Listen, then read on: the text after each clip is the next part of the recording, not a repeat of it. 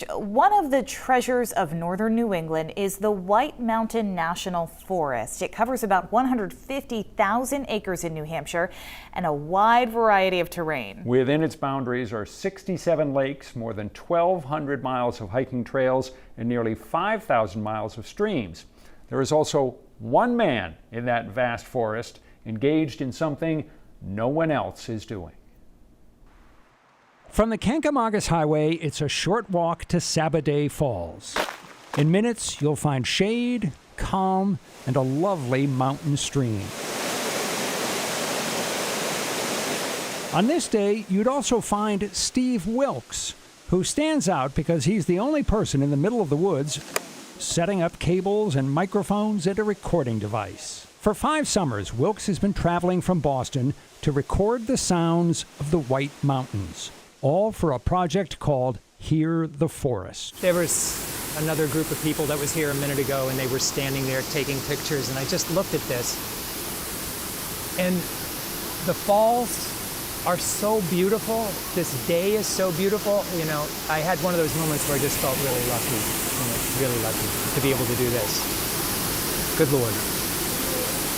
Wilkes is creating, in effect, an audio time capsule, a collection of all the sounds from nature and humans that one might hear in every corner of the White Mountain National Forest.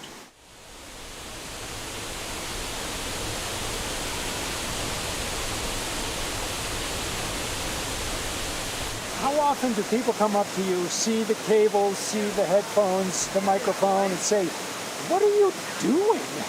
There was this one day, it may have even been around here, a woman came up to me, she was with her husband, and she goes, "Who are you?" And I went, "Brad Pitt." And there was a brief second of, huh? And it was like, oh, you aren't Brad Pitt. So what are the sounds Wilkes is collecting? For one, water. Some of my greatest experiences have been setting up mics and just sitting next to a stream that leads to a falls like this and recording it for a while. It's beautiful stuff. Other sounds he's captured? Bird song, the eastern red squirrel, the hum of traffic, and some you might not expect. Covered bridges. I've recorded 2 or 3 covered bridges from the inside, which I think is really amazing. And as I mentioned before, on a great day, the sound of wind through trees is amazing too. Cog Railway, I could go on, but I hope that gives you kind of a taste of what I've been going after. He's recording, in a word, everything. That's what it's all about. And it's all music. Every single bit of it is music. That's not just a figure of speech. Wilkes knows his music. He played professionally as a drummer for Blue Man Group and then traveled the world performing with the Empire Brass Quintet. Now he's a professor at Berklee College of Music, where he teaches, and how cool is this, in the Department of Percussion. I work with some of the most awe-inspiring drummers and percussionists in the world. I mean, I'm humbled to be part of a faculty like that. It's a great job. Spending hundreds of hours listening to the sounds of the forest has changed the way Wilkes thinks about music. He now defines a musician as anyone who has learned how to embrace and listen to the entire world in a musical way. If you can do that, if you can always be mindful and process all this sonic wonder as music, I think you're a musician. Wilkes is doing what the rest of us so rarely do. Listening, really listening to the world around him. People he meets as he's recording sometimes inspire him. In particular, a hiker who came up to him right here at Sabaday Falls. And he goes, "Hey man, are you recording water?" And I went, yeah, you know, kind of in a low-key way. I've got the headphones on. And he goes, "Whoa, I've got that ocean tape, man."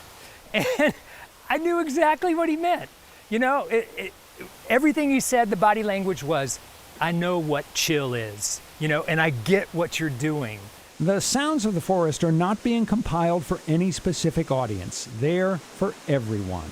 There could be someone in Ireland who has never visited here, but has heard about this beautiful forest. And that person can go to the website now and at least hear some of the sounds of the forest. Wilkes started working on the Hear the Forest project in 2017 and has kept at it every summer since then. The job will never end, and he hopes others may do it after he's gone. This is special stuff. This is sacred stuff. And if people can listen through their computer speakers or put on the earbuds or maybe isolation phones and just get a taste of that, I think this will have been successful and it will have reached people in a meaningful way. I can only hope. His wife once asked Wilkes what sound he'd like to hear when he arrives at the gates of heaven. And instantaneously I said American goldfinch. And the other thing would be, of course, I want all these recordings, I want to believe all these recordings have been of value to someone, hopefully many, many people. And that would be satisfying indeed.